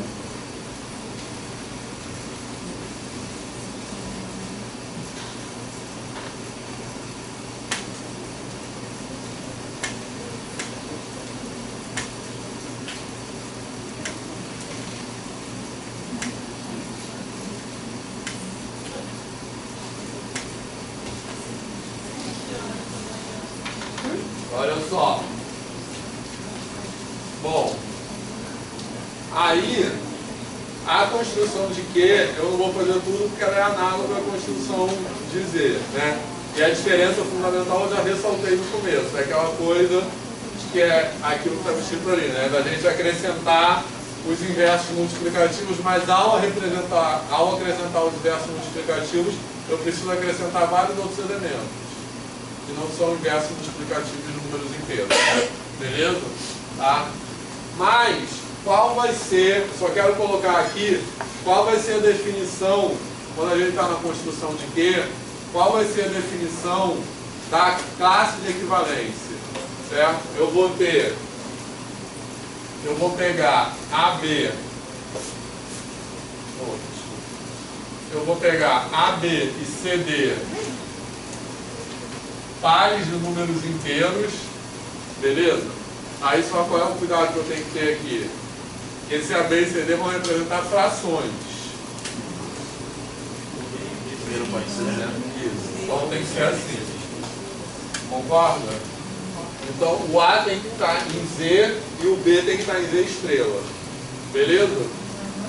Certo? E eu vou dizer que eles são equivalentes quando? Isso. O que eu quero dizer é pensar nisso aqui como uma fração, concorda? Então o que eu quero dizer é isso, só que eu não posso dizer isso. porque eu estou em Z. Só existem os números inteiros.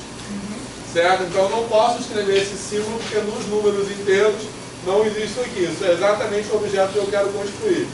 Então como é que eu escrevo isso aqui de outra forma? Tem até umas memes que falam isso, né? Você não pode falar assim e fala de outra forma. Tem vários memes que falam. Então aqui é isso, eu não posso falar assim, eu vou falar como? AD igual a BC. Concorda? Beleza? Certo? Então isso aqui é uma relação de equivalência. Beleza? Certo? Que vai me gerar classes de equivalência. Isso aqui vão ser classes de equivalência. Então o que é a classe de equivalência 1, 2, por exemplo? A classe de equivalência 1, 2 é o conjunto de todos os pares, ou seja, todas as frações que são equivalentes, nesse sentido, à fração 1, 2. Então, o que é 1, 2?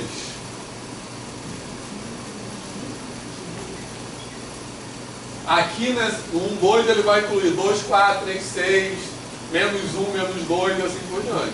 Ok? Muito mais fácil de ter agora. Hã? Muito mais fácil de ter agora. Sim. A gente já fez no outro. Não só por isso. Acho que a gente já trabalha muito. Ah, sim, exatamente. Isso aí, porque já isso aí. Então, toda aquela discussão que a gente já fez aqui, né?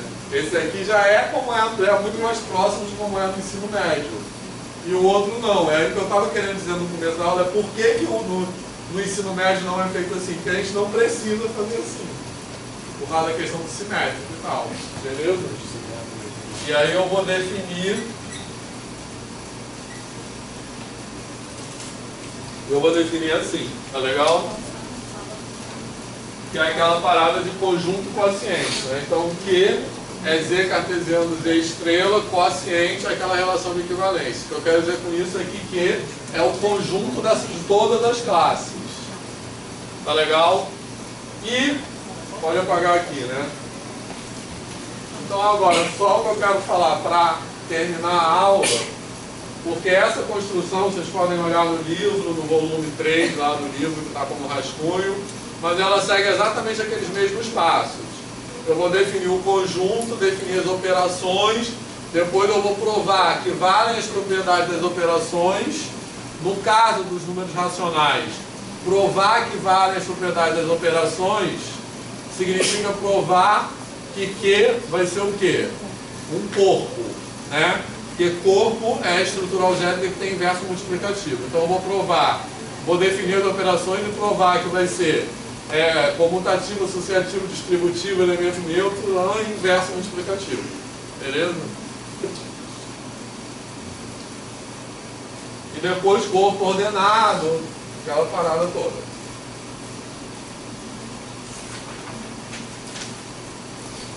Certo?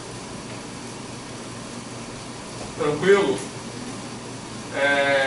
Então, como é que eu vou definir as operações? Eu quero definir AB. Aí tem toda a questão do uso da bolinha também, mesmo igual a Z, né? Porque eu vou definir uma operação diferente no final só da construção, que eu vou incluir Z em Q, fazendo um isomorfismo, tudo igualzinho, beleza? Eu só quero dizer mesmo como a gente define as operações. Para pensar como a gente define as operações, eu tenho que pensar que esse par, né, essa classe, nessa classe AB, isso aqui é um representante da classe, e o papel do representante da classe é representar essa fração aqui, beleza? Certo? Como é que eu vou somar isso aqui? AD mais BC sobre BD. E como é que eu vou representar isso dessa forma? AD mais BC, vírgula, BD. Beleza? E aí, de novo, esse mais sem bolinha, ele está sem bolinha porque ele é o mais dos inteiros. Porque aqui o passo que eu estou eu estou em Z e quero chegar em Q. Esse mais aqui é o mais dos racionais que eu estou definindo. Isso aqui é a definição dele. E esse aqui é o mais dos inteiros que eu já defini, já sei que vale todas aquelas propriedades. E aqui também é o vezes sem bolinha, né? É o vezes dos inteiros. Beleza? E, da mesma forma, como é que eu defino a multiplicação de racionais? AC, BD. Pronto. Beleza? Então, se eu pegar um número AB, qual é o inverso multiplicativo de AB? BA. Pronto. Beleza? Alguma pergunta? Não podemos acabar a aula antes da hora. 4h59, ó. Não, sério, alguém quer perguntar alguma coisa? Tá? Então amanhã a gente vai falar da construção de R. Amanhã a gente come uma aula dupla, né? Naquele esquema. De fazer um intervalo, depois continuar até 7h30. Certo? Quem não puder vir, a gente vai filmar, tá? Então a gente vai falar amanhã da construção de R no seguinte sentido. Eu vou falar novamente daquilo que a gente falou na noção de incomensurabilidade na matemática grega e chegar até corte de Dedekind, certo? Tudo isso a gente vai fazer amanhã, mas para que essa discussão faça sentido, para isso que foi importante situar todos esses naturais inteiros e racionais, que é o percurso que leva a gente chegar nos números reais. Tá? E uma coisa importante que a gente vai ver é que para isso foi importante situar a discussão sobre números reais em todos esses antecedentes, é o seguinte: a passagem que a gente vai fazer agora, que é a passagem de Q para R, certo? É uma passagem de natureza diferente das anteriores. Porque as anteriores de N para Z e de Z para Q foram passagens algébricas, que elas se basearam nas operações, né, de soma e multiplicação. Agora a gente vai fazer uma passagem que a gente considera analítica ou topológica, porque ela não se baseia numa ideia de operação, ela se baseia numa ideia do lugar das coisas na reta, né? Uma ideia topológica. Beleza? Então é isso. Valeu.